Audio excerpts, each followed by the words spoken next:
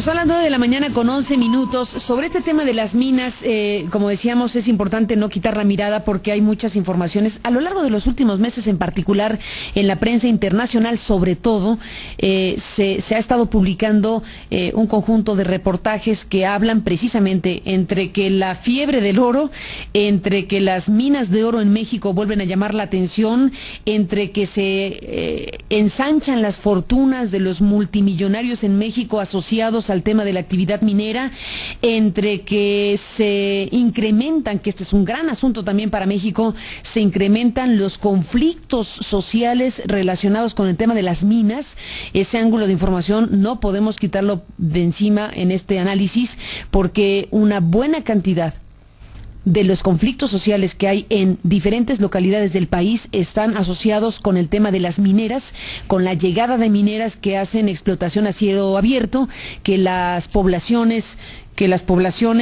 finalmente reaccionan frente a lo que es la devastación de sus recursos naturales y lo que significa también esta presencia intrusiva de las mineras en las localidades, y una buena parte de las conflictivas sociales que hoy hay en el país y que incluso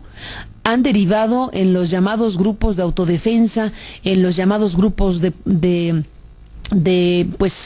autodefensa de las comunidades, en la parte correspondiente a este tema, son importantes. Sabemos que el tema de las autodefensas tiene varias características, pero cuando se trata de organizaciones genuinas de la propia población que, frente a la inacción del Estado y frente a la no respuesta a sus demandas y sus inquietudes y sus reclamos, empieza también este otro fenómeno que está en muchos de los conflictos asociado a las comunidades que se enfrentan a estas explotaciones mineras en nuestro país. Entonces tenemos un conjunto de indicadores, de focos amarillos y rojos sobre qué sucede con el tema de la minería en México. Por un lado, como digo, grandes reportajes internacionales de Wall Street Journal, que mencionamos hace un momento. Reuters, por ejemplo, hizo también un reportaje muy importante de Gabriel Stadgarner, que aquí comentamos en su momento, una traducción que nuestro compañero Irving Huerta nos presentó por ahí de marzo del 2013, y que nos hablaba también de la brecha entre pobres y ricos que están en los reflectores, mientras que Slim y mineros se vuelven más ricos, era el subtítulo que hacía Reuters.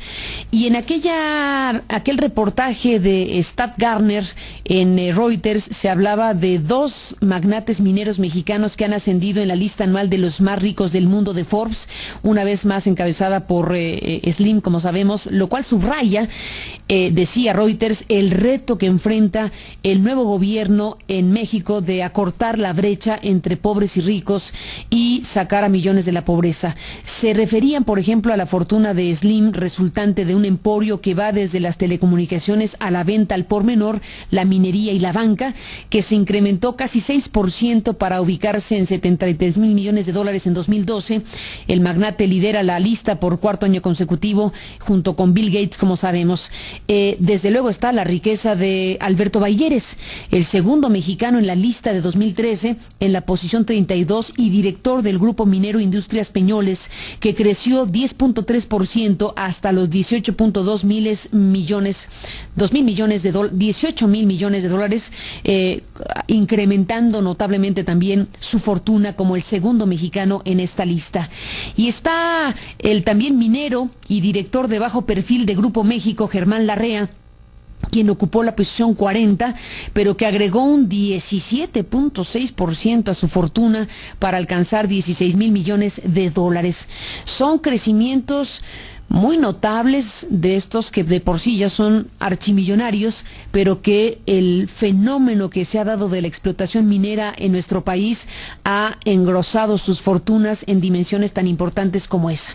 Crecer 17.6% en el caso de Grupo México, en el caso de Germán Larrea, acorde a las mediciones que hacen las revistas como Forbes, es un tema que desde luego tiene que tener nuestra atención. La sociedad mexicana tiene que preguntarse: ¿qué significa todo esto? ¿Qué es lo que no está funcionando para un diseño en donde la riqueza que se genere pues se distribuya más apropiadamente y no concentre más lo que son los ya de por sí emporios hiperconcentrados. Ese es uno de los grandes retos de México. Esto que Reuters pues habla de como la brecha entre pobres y ricos, desde luego relacionado con el tema de la minería. Está, como Óscar Palacios nos dijo, el famoso asunto de la ley.